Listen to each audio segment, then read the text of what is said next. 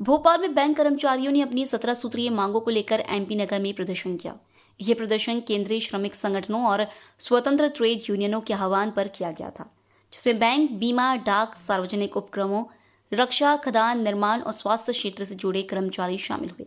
सभी संवर्गों में रिक्त पदों पर पर्याप्त भर्तियां की जाएं, सार्वजनिक क्षेत्र के बैंकों और बीमा कंपनियों में निजीकरण और विनिवेश रोकें, नियमित कार्यों में आउटसोर्सिंग बंद की जाए और सभी अस्थायी कर्मचारियों को नियमित किया जाए। नई पेंशन योजना को खत्म कर पुरानी पेंशन योजना को बहाल किया जाए। जीवन और स्वास्थ्य बीमा प्रीमियम पर जीएसटी वापस लिया जाए। आज राजधानी भोपाल में बैंक कर्मचारी एक दिवसीय हड़ताल को लेकर राजधानी भोपाल के एमपी नगर में प्रदर्शन कर रहे हैं और यहाँ पर बैंक कर्मचारी हमारे साथ मौजूद है। हम उससे बातचीत करते हैं। सर, आज आप लोग यहाँ पर प्रदर्शन कर रहे हैं, क्या कुछ मामला है? देखिए, आज केंद्र सरकार की जन एवं श्रम विरोधी नीतियों के खिलाफ और केंद्रीय श्रमिक संगठनों के 17 सूत्री चार्टर ऑफ डिमांड को लेकर हम लोग हड़ताल पर हैं। जहाँ तक मांगों का प्रश्न है, मांगे बड़ी स्पष्ट हैं।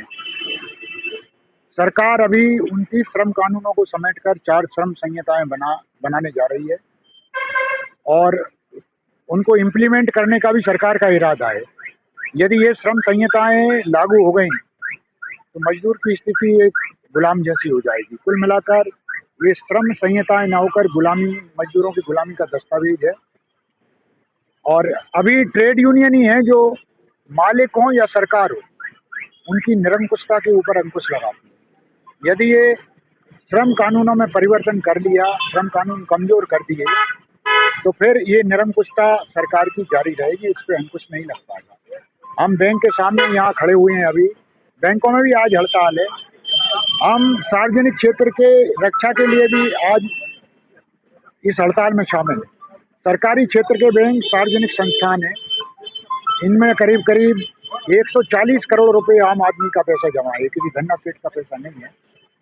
और इसके रक्षक और प्रहरी हम हैं। 140 करोड़ रुपए आम आदमी के पैसे की रक्षा की जवाबदारी भी हमारी है।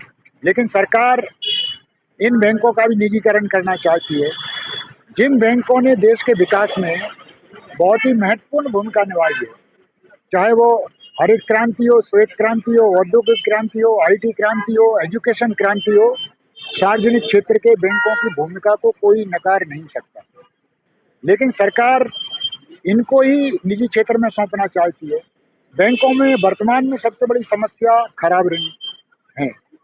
अब हो ये रहा है कि अधिकांश राशि जो खराब ऋणों की है वो बड़े बड़े कॉरपोरेट के नाम पर है। आज हमारी इस हड़ताल में मुद्दा है कि कॉरपोरेट के खराब ऋणों की वसूली के लिए कठोर एवं कारगर कदम उठाए जाना चाहिए। यदि रेलवे में बिना टिकट यात्रा करना दंडनीय अपराध की श्रेणी में लाया जा सकता है, तो क्या कारण है कि बैंकों में जानबूझकर ऋण नहीं चुकाना दंडनीय अपराध की श्रेणी में ना लाया जाए।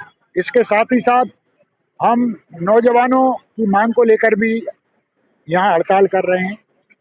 वर्तमान में भारत युवा भारत है। इससे पहले भी 2022 में भी आप लोग प्रदर्शन कर चुके हैं बैंकों को लेकर, क्या कुछ? नहीं, हम तो लगातार कर रहे हैं। अगर हमारे अभी मैं आपको बता दूं, 1991 से लेकर और ये हड़ताल तक, ये हमारी 54वीं हड़ताल है। हमारे वेतन भत्ते के मुद्दे नहीं है। हम ये बैंकों के निजीकरण के खिलाफ, सरकार की एलपीजी के नीतियों के खिलाफ, सरकार की जन एवं श्रम विरोधी नीतियों के खिलाफ हमारी ये 54वीं हड़ताल है। तो ये हमारी हड़तालों का ही परिणाम है कि अभी तक सरकार बैंकों को निजी क्षेत्र में नहीं पहुंचा पाई। तो देखा आपने, ये थे हमारे साथ अध्यक्ष, जिनका कहना है कि लगातार इस तरह के प्रदर्शन हम लोग करते रहेंगे, लगातार इस तरह की हड़तालें जो हैं वो चलती रहेंगी अगर सरकार ने हमारी मांग को नहीं माना है। कैमरामैन हनीफ खान के साथ सिद्दीकी, न्यूज़ रूम 7 भोपाल।